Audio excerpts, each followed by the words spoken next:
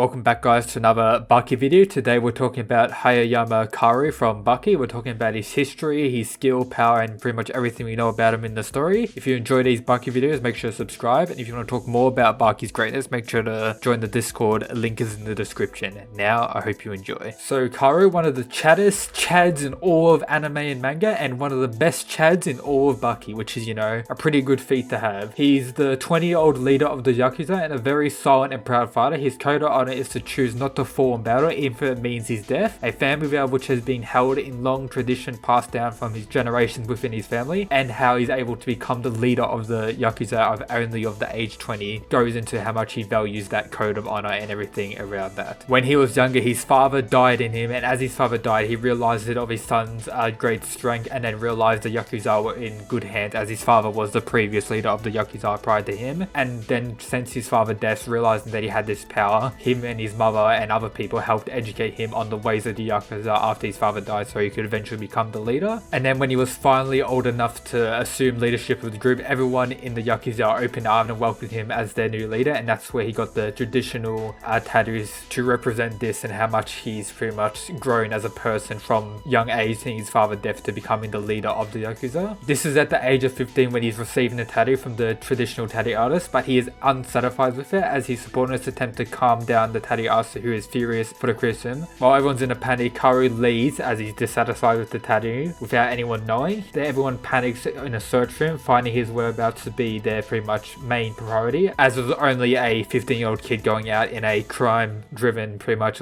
everywhere around him, so he could be killed at any point. Finally, they entered the boss office to find Hanayama having beaten the boss, as he took out a whole group of rival gang members by himself, to leave scars all across his body, and to show that his strength as a leader, and to put scars all across his body so that the tattoo can be acceptable to his eyes, and so the tattoo can really show what he's for, and that he's the leader of the Yakuza group and he's not to be messed with, and that he truly has unbeatable strength. Now into the next arc. This is the Baki the Grappler past, where prior to his age 20, how he's already the renowned leader. Now onto the childhood saga. Karu gets knowledge of Baki Hanma and his strength, realizing that he's the son of the ogre, the strongest creature in the world, and then they have a fight in a nightclub at one age. But during their fight was cut short, where Yujiro Hanma pretty much landed down from a helicopter into the fight, questioning them what's going on. This is where it's said to Karu trying to fight or attack Yujiro Hanma, which resulted in him getting severely beaten up with multiple bones and losing the fight. And then during the next arc, the Maximum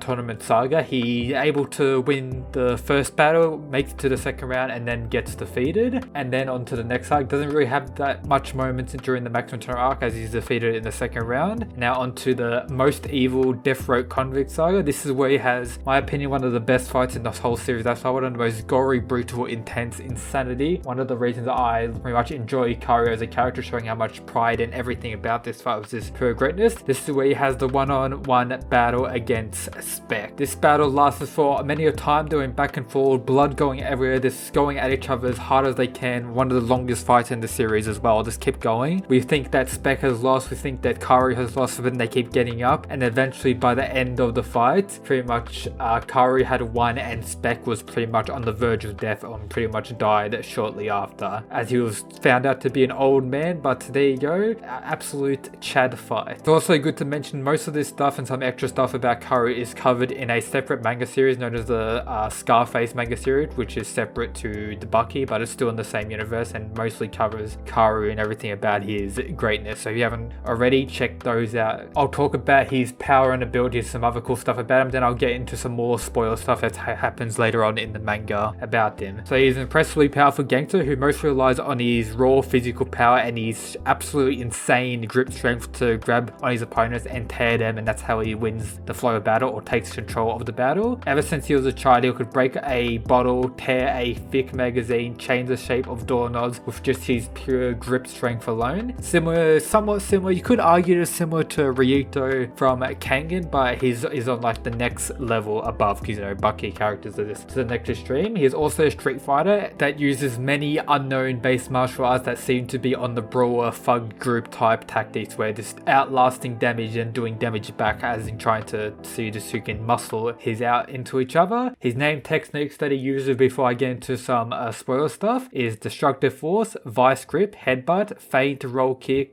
pinch, and iron claw. Now, I'm going to get into some spoiler stuff, so if you don't want to get into that, just click off. So the spoiler stuff that leads into his strength is that he has a 1v1 battle where he actually defeats a giant great white shark. He has that. He has battle essence against Yudra that I talked about, and then a battle against Pickle, which I'll talk about now for a bit. So during his strength test against Pickle, or with Pickle, Hanayama's strength was compared to that of a dinosaur that can weigh between 6 to 12 tons. As I mentioned before, he also fought a great white shark with his bare hands while underwater and managed to kill the animal by crushing its brain with his physical strength alone. And his physical strength is said to be, or was, great enough that he's the first human that Pickle recognized as a rival instead of food for him just to take out and destroy. However, his greatest weakness is his low speed. Despite being able to move relatively fast to the average human, compared to other characters such as Baki and many other characters that lean into more the speed, punch orientated technique based stuff, he doesn't really stand a chance in the speed aspect. And then now in the Baki Legend of the Invincible Fist manga, he dies. He has died after being taken out by world-renowned assassins. And that's pretty much everything we have for our boy Akari. If you enjoyed today's video, make sure to subscribe, and that's it guys. Peace.